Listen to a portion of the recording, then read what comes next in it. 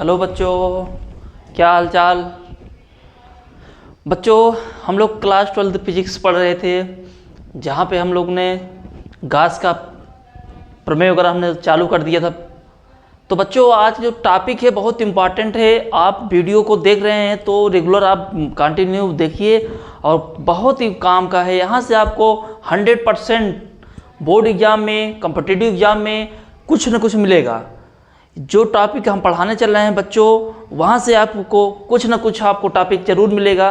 तो चलो बच्चों, हम लोग जहाँ पिछली क्लास में पढ़े थे, आज उसी के आगे हम एक डेरिवेशन और करते हैं। ठीक है, तो कल हम लोगों ने गॉस का प्रमेय और गॉस का डेरिवेशन किया था। आज उसी के आगे हम लोग क्या करेंगे, गॉस के प्रमेय की सहायता से हम कूलॉम के नियम का निगमन करेंगे। ठीक, उसके बाद हम लोग गॉस का अनुप्रयोग के बारे में पढ़ेंगे। तो बच्चों, आज जो टॉपिक है, जो हेडिंग है, उसको हम क्या करेंगे, गॉस प्रमेय की सहायता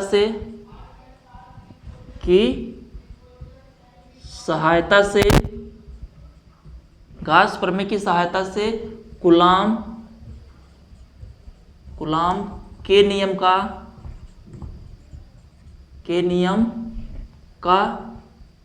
निगमन। ठीक बच्चों, यही हमारी हेडिंग है। क्या है, गॉस की प्रमेय की सहायता से हम लोग कूलॉम के नियम का डेरिवेशन करेंगे। इसी को हम देखते हुए आज हम लोग पहले डेरिवेशन स्टार्ट करते हैं। तो पहले हम लोग क्या करेंगे, एक ग्राफ बनाएंगे। हम पहले ग्राफ को देखते हैं।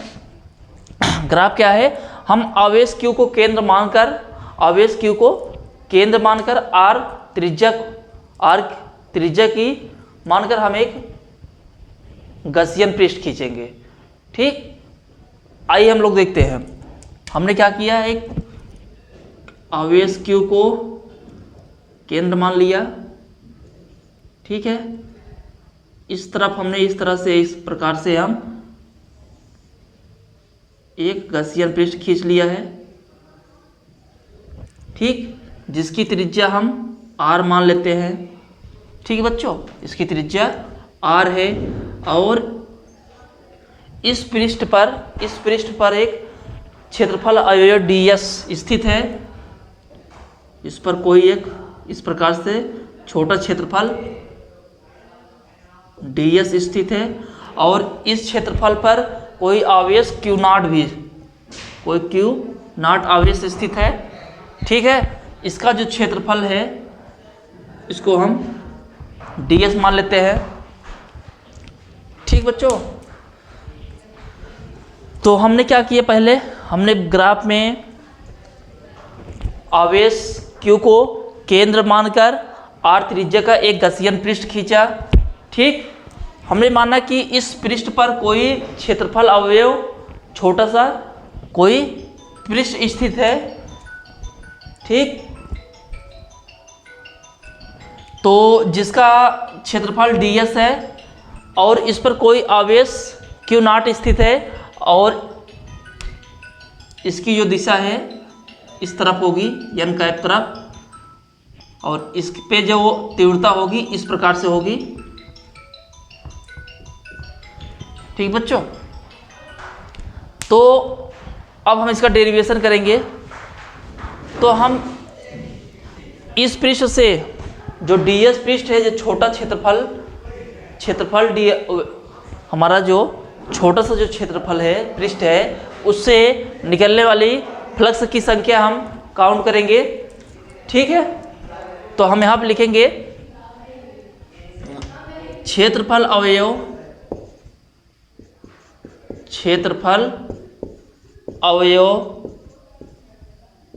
ds से गुजरने वाली फ्लक्स की संख्या। ठीक, जैसे फ्लक्स की संख्या होगी तो क्या होगी बच्चों, phi E into ds into cos, कितना बच्चों, कास 0 डिग्री। कितना होगा, cos 0 डिग्री होगा, क्योंकि ये अक्ष पे है। ठीक है, किस पे है? अक्ष पे। यहाँ पे जो थीटा का वैल्यू होगा 0 होगा, हम डायरेक्ट लिख दिए। तो इसकी जो वैल्यू आएगी phi E equal to E into D S. अब इसलिए हम क्या करेंगे, इसलिए हम मानेंगे, इसलिए इस क्षेत्रफल और इस संपूर्ण क्षेत्रफल से गुजरने वाले फ्लक्स की संख्या छोटा जो डी एस है उससे, इसलिए संपूर्ण क्षेत्रफल अवयव ds से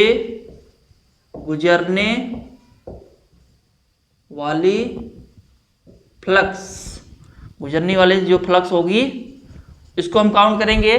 तो संपूर्ण पृष्ठ से कर रहे हैं, तब यहाँ पे इंटीग्रेशन करेंगे बच्चों हम लोग। तो यहाँ इंटीग्रेशन क्या हो जाएगा, D phi E equal to integration E into D S. इसको हम लोग कॉमन करेंगे, ई को कॉमन कर लेंगे। तो यहाँ पे इंटीग्रेशन जो होगा d phi E equal to E into D S. ठीक बच्चों, अब इसका जो ये पृष्ठ है, तो इसके पृष्ठ का जो क्षेत्रफल होगा 4 पाई आर स्क्वायर। तो यहाँ से जो हमारा फाई ई आएगा, फाई ई बराबर हो जाएगा E into 4 pi R square. ठीक, इसको इक्वेशन 1 मान लेंगे। अब क्या करेंगे, गॉस प्रमेय से क्या करेंगे बच्चों, गॉस प्रमेय से। अब यहां से लेंगे गॉस प्रमेय से। गॉस प्रमेय क्या होता है, phi E equal to Q upon epsilon naught. Phi equal to Q upon epsilon naught. अब समीकरण 1 और 2 से इसको समीकरण 2 मान लेंगे। तो अब यहां हम क्या करेंगे, समीकरण 1 और 2 से, समीकरण 1 एंड 2 से। ठीक है, समीकरण 1 और 2 से। तो यहां पे आएगा बच्चों, यहां पे हम समीकरण 2 में फाई ई की वैल्यू पुट कर देंगे। समीकरण 2 में हम क्या करेंगे, फाई ई की वैल्यू पुट करेंगे। तो यहाँ पे क्या होगा, 4 पाई, यहाँ पे होगा बच्चों E into 4 pi R square बराबर क्यू अपान एप्सिलॉन नॉट। ठीक, क्यू अपान एप्सिलॉन नॉट। अब 4 पाई आर स्क्वायर को इस तरफ ट्रांसफर करेंगे तो क्या हो जाएगा, E equal to 1/4 pi epsilon not Q upon, एक मिनट, अपान आर स्क्वायर। ठीक है, यहां तक हो गया, समझ में आया यहां तक। अब हम मान लेते हैं कि इस अवयव पर, इस पृष्ठ पे कर एक आवेश, यदि हम क्या कर लें, हम मान लें कि इस पृष्ठ पर कोई आवेश क्यू नॉट स्थित है, क्यू नॉट आवेश स्थित है, तब हम क्या करेंगे यहां से, तब उस पर जो बल होगा, तब इस पर पृष्ठ पर जो बल होगा उसकी हम गणना करते हैं। इसको हम थोड़ा सा इरेज करते हैं बच्चों, आप लोग इसको नोट कर लीजिएगा एक लाइन। तो यहां से हम देखते हैं, यहां से हम देखते हैं क्या देखेंगे, यदि पृष्ठ पर आवेश क्यू नॉट स्थित है तो उस पर बल, ठीक, तो उस पर जो बल होगा बच्चों, F इक्वल टू क्या होगा, Q not into E, Q not into ई।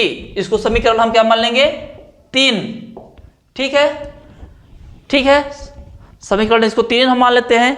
कहाँ पे, जो हमारा पृष्ठ है इस पे मान लेते हैं कोई आवेश क्यू नॉट स्थित है, तो उस पर जो बल लगेगा F इंटू क्यू इंटू ई होगा। ठीक है, हम लोग जानते हैं कि जो बल होता है वो आवेश इंटू वैद्युत क्षेत्र की तीव्रता के गुणन के बराबर होता है। तो अब हम समीकरण 3 में क्या करेंगे, ई का वैल्यू पुट कर देंगे। ठीक, समीकरण 3 में अब हम वैल्यू पुट कर देंगे किसका, ई का।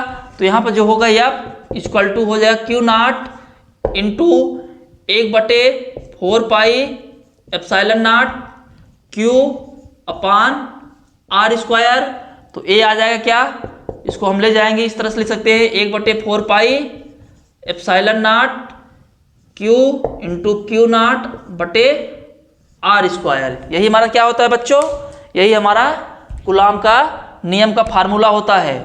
ठीक है, यही कूलाम का नियम होता है, यही कूलाम है, यही कूलाम का नियम है।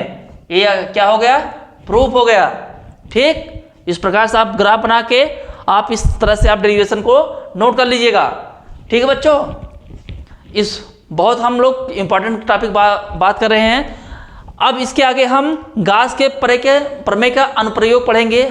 अब हम क्या करने चल रहे हैं, इसको इस डेरिवेशन के बाद हम गाउस के प्रमेय के अनुप्रयोग को, एक बोर्ड एग्जाम अगर पूछता है इस प्रकार से तो आपको इसको डेरिवेशन दिखा देना है। ठीक, बहुत इंपॉर्टेंट है। ठीक, अगर पूछे बोर्ड एग्जाम में गाउस के प्रमेय की सहायता से आप कूलाम के नियम को प्रदर्शित कीजिए या निगमन कीजिए, तो आपको इस प्रकार से आपको डेरिवेशन करना है। ठीक, इसको नोट कर लीजिए, उसके बाद हम आगे प्रयोग पढ़ाते हैं।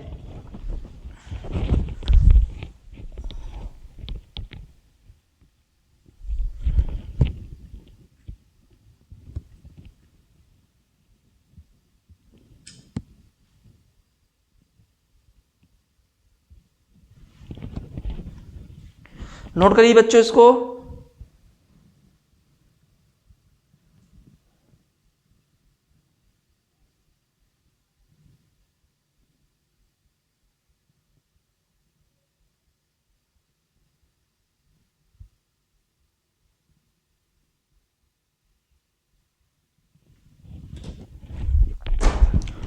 इसको रिवाइज करते हैं बच्चों। अगला जो हमारा टॉपिक है उस पर हम क्या करेंगे, गाउस के प्रमेय के अनुप्रयोग हेडिंग बनाएंगे। उसमें पहला जो अनुप्रयोग पढ़ेंगे हम लोग, इसको हम रिवाइज करते हैं।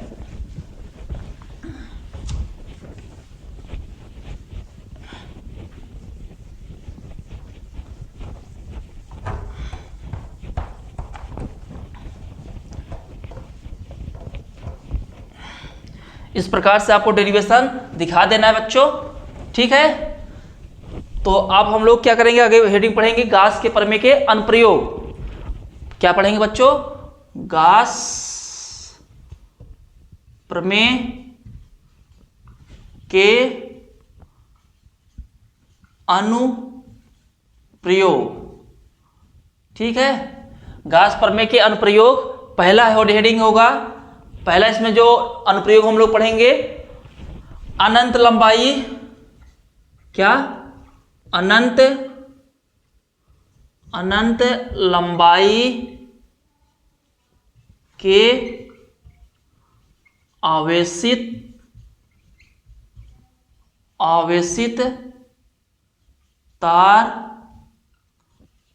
तार के समीप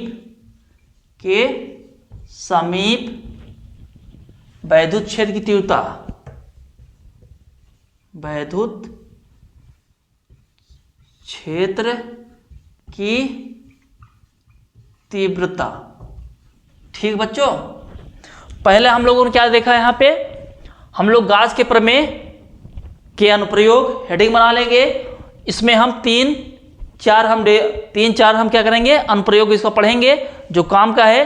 तो पहला क्या है, इसमें अनंत लंबाई के आवेशित तार के समीप वैद्युत क्षेत्र की तीव्रता। ठीक, तो अब हम एक ग्राफ बनाएंगे बच्चों। यहाँ पे हम एक बेलनाकार एक ग्राफ बनाएंगे।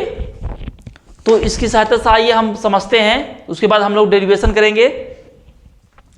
इस प्रकार से हम एक बेलनाकार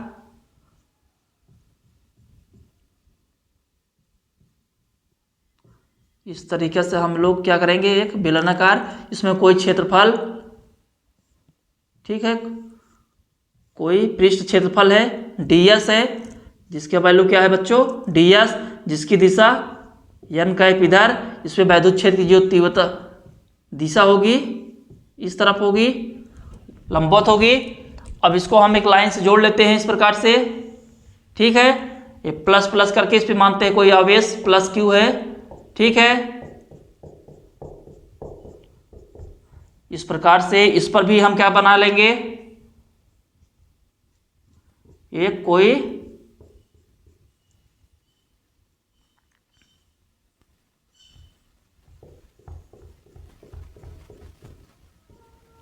ठीक है, इस पर भी कोई क्षेत्रफल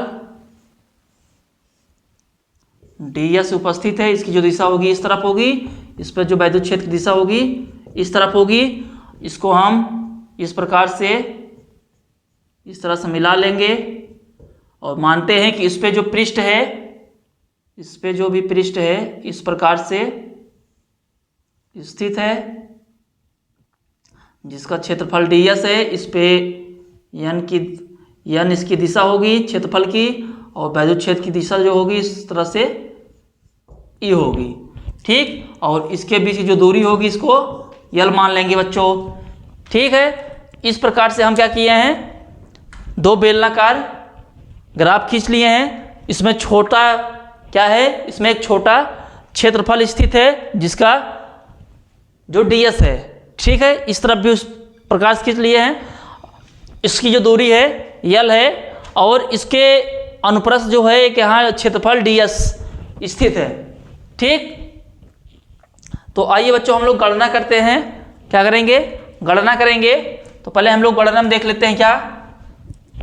यहाँ पे हम क्या लिखेंगे, पहले बेलनाकार गणना लिख लेंगे। यहाँ पे ऊपर गणना में हम लोग क्या करेंगे, बेलनाकार गसियन पृष्ठ के अनुप्रस्थ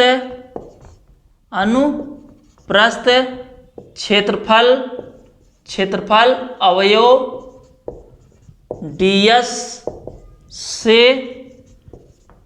गुजरने वाला फ्लक्स, ठीक है बच्चों।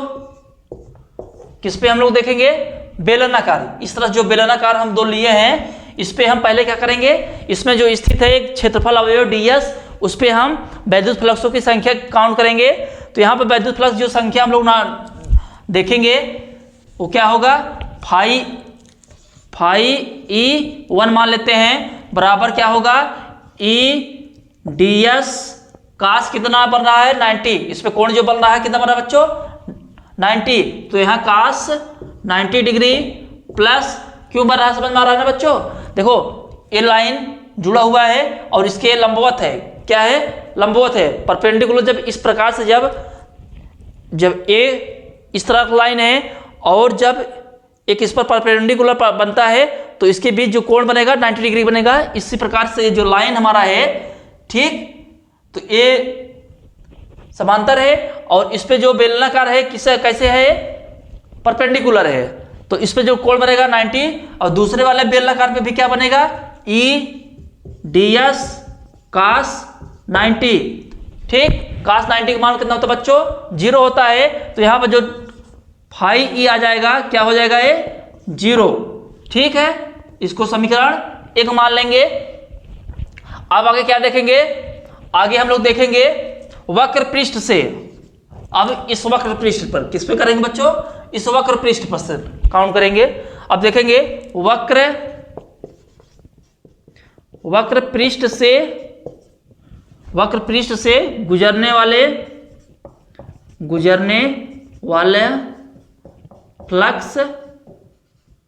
फ्लक्स की संख्या, ठीक है। अब वक्र पृष्ठ से जो फ्लक्स की संख्या होगा उस पे हम काउंट करेंगे।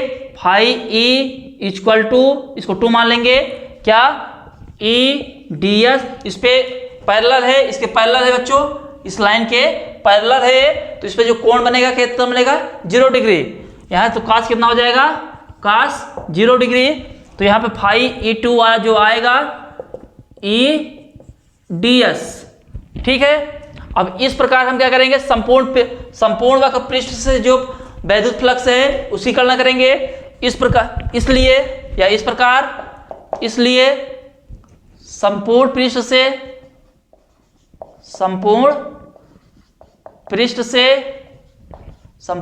से गुजरने गुजरने वाला फ्लक्स। ठीक, अब इसमें जो फाई ई होगा क्या बच्चों, इंटीग्रेशन करेंगे इसका, phi E two equal to कितना, इंटीग्रेशन ई डी एस, इसको कॉमन कर लेंगे, फाई ई आ जाएगा ई टू बराबर ई कॉमन हो जाएगा, ये आएगा डी एस। ये वक्र पृष्ठ है, तो वक्र पृष्ठ का जो क्षेत्रफल होता है बच्चों 2 पाई आर एल होगा। तो यहाँ पे जो फाई ई आएगा इंटीग्रेशन करेंगे इसका तो होगा ई इंटू 2 पाई आर एल। ठीक है, वक्र पृष्ठ का क्षेत्रफल 2 पाई आर एल होता है। अब यहाँ पे हम देख लेते हैं संपूर्ण पृष्ठ पर। अब इस पर हम देख लेंगे कुल फ्लक्स। अब हम कुल फ्लक्स देखेंगे यहाँ पे, इसलिए कुल फ्लक्स देखेंगे। कुल फ्लक्स बराबर हो जाएगा क्या, फाई ई बराबर फाई ई1 ई2। ठीक है, तो फाई ई बराबर होगा phi E one plus phi E two. ठीक है, दोनों जोड़ लेंगे। पहला वाला फाई ई1 कितना है, वैल्यू 0 है। पहला फाई ई1 कितना है बच्चों, 0। दूसरा वाला कितना है, E into 2 pi R L. तो कुल फ्लक्स कितना आ जाएगा बच्चों, phi E equal to E into 2 pi R L. ठीक, 2 पाई आर एल। अब इसके आगे इसको हम समीकरण 2 मान लेते हैं, इसको हम समीकरण 2 मान लिए। अब हम क्या करेंगे, अब हम गाउस के प्रमेय से की सहायता से निगमन करेंगे। थोड़ा सा हम इसको इरेज करेंगे बच्चों, 2 लाइन आप इसको नोट कर लीजिए या स्क्रीनशॉट ले लीजिए। अब इसको हम क्या करते हैं, अब हम क्या करेंगे यहाँ बच्चों, गाउस के प्रमेय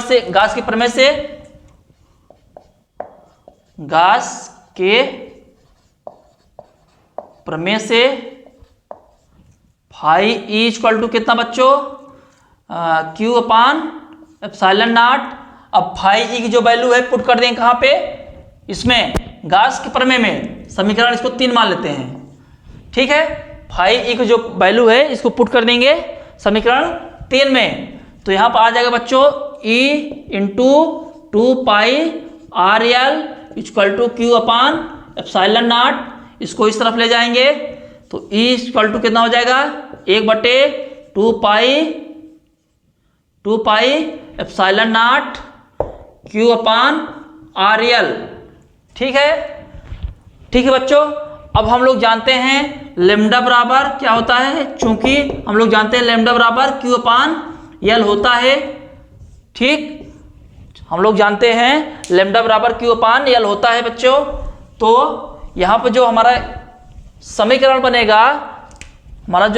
बनेगा, E equal to 1/2 pi epsilon naught lambda upon R. ठीक, यही हमारा इक्वेशन आ गया बच्चों, यही हमारा फाइनल डेरिवेशन आ गया। ठीक है, ग्राफ समझ में आया। हम लोगों ने किसके लिए पहले गाउस का अनुप्रयोग पढ़े हैं, पहला हम लोगों ने जो गाउस का अनुप्रयोग पढ़े हैं, पहला अनंत लंबाई के आवेशित तार के समीप वैद्युत क्षेत्र की तीव्रता निकाले हैं। ठीक है बच्चों, तो हमने पहले दो बेलनाकार इस तरह से चित्र बना लिया है, उसमें एक क्षेत्रफल अवयव ds उपस्थित है इसके अंदर, और एक हमने वक्र पृष्ठ उसके पैरेलल लिया, इस लाइन के पैरेलल हमने क्या कर लिया है, एक वक्र पृष्ठ मान लिया है जिसका ग्राफ यहाँ पे हम बना दिया है। इस प्रकार से हमने डेरिवेशन ठीक है कर लिए। तो इसको आप लोग नोट कर लीजिए बच्चों, ये बहुत काम का अनुप्रयोग है, इंपॉर्टेंट के बेस पे है। यहाँ से आप लोग को बोर्ड एग्जाम में ये इंपॉर्टेंट है, आप लोग को बोर्ड एग्जाम में कुछ ना कुछ आपको यहाँ से 100% कुछ आपको मिलेगा। ठीक है, इसको आप लोग नोट करिए।